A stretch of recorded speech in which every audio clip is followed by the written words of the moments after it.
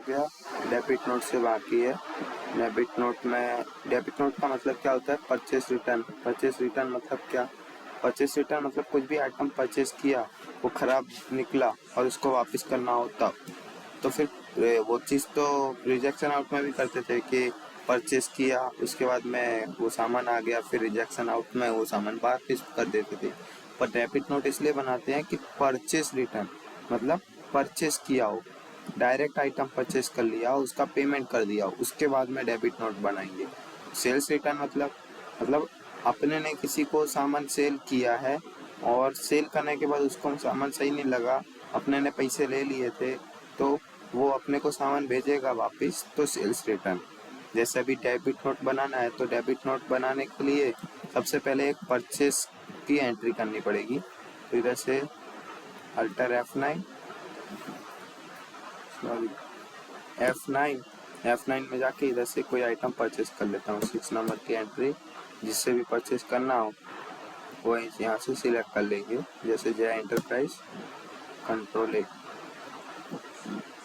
इधर से परचेस कर रहे हैं तो परचेस अकाउंट, और जो भी आइटम परचेस करना है वो सिलेक्ट कर लेना है। GT650 गोडाउन, मेरे को स्कॉन में क्वांटिटी 2, रेट इधर से लिख देते हैं 3,70,000।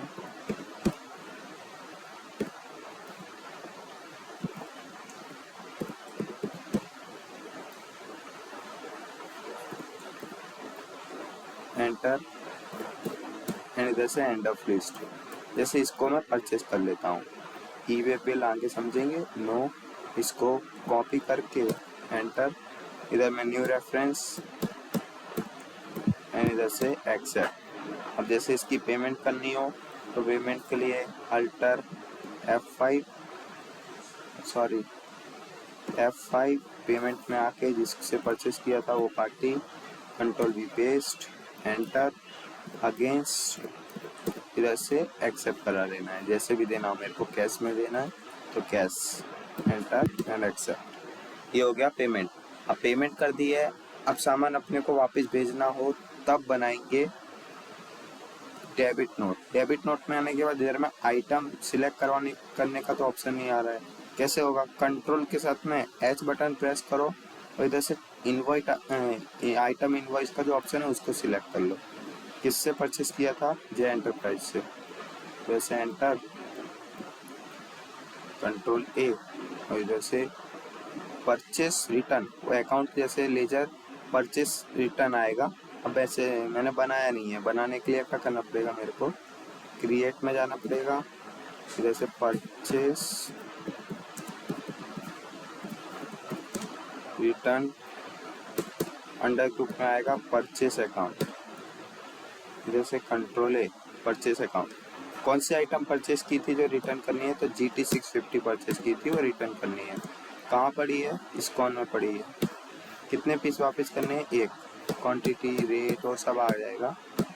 यहाँ से एंटर, नो, इधर से न्यू रेफरेंस सिलेक्ट कर लेने का और इधर से एक्सेप्ट।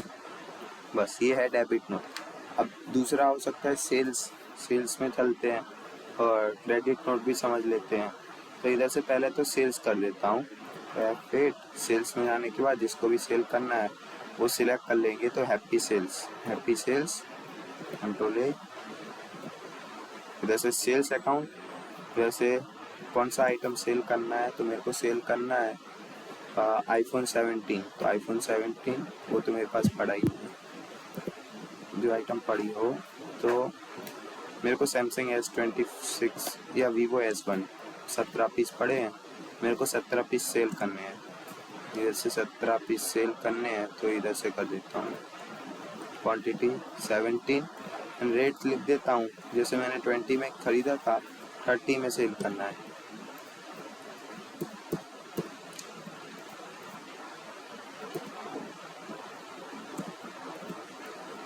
न्यू रेफरेंस,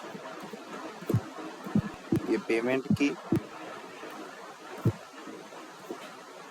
अब मेरे को जैसे इसकी पैसा चाहिए, सेल कर दिया है तो F6 किससे? Happy sales. कितना अमाउंट पेस्ट कर देना है, अगेंस्ट जो पैसा वो परचेस किया था उसके अगेंस्ट में पैसे लेना है, कैश के अंदर लेना है, एक्सेप्ट। तो ये रिसिप्ट हो गई। उसके बाद में जैसे मेरे को सामान वापस आया हो, उसको सामान पसंद नहीं आया, तब बनाएंगे क्रेडिट नोट। क्रेडिट नोट में जाने के बाद किससे, वही control H, item invoice, happy sales को सेल किया था तो हैप्पी सेल्स, उधर से सेल्स रिटर्न अकाउंट आएगा। मैंने बनाया नहीं है, उधर में लेजर्स बना रखे होंगे तो आ जाएगा, मैं क्रिएट करना पड़ेगा।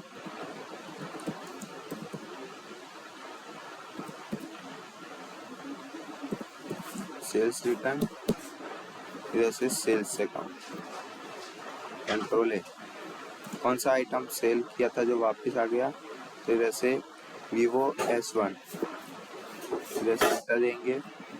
कौन से गोडाउन में रखना है, अब मेरे को रखना है इसको अपने साणंद में रखना है, तो साणंद में सिलेक्ट कर लूँगा। क्वांटिटी कितनी वापस आई, तो 17 सेल की थी, 2 वापस आई। एंड ऑफ लिस्ट, और इधर से नो, एंटर न्यू रेफरेंस, इधर से एक्सेप्ट। ये हो गया क्रेडिट नोट। तो ये है debit note and credit note.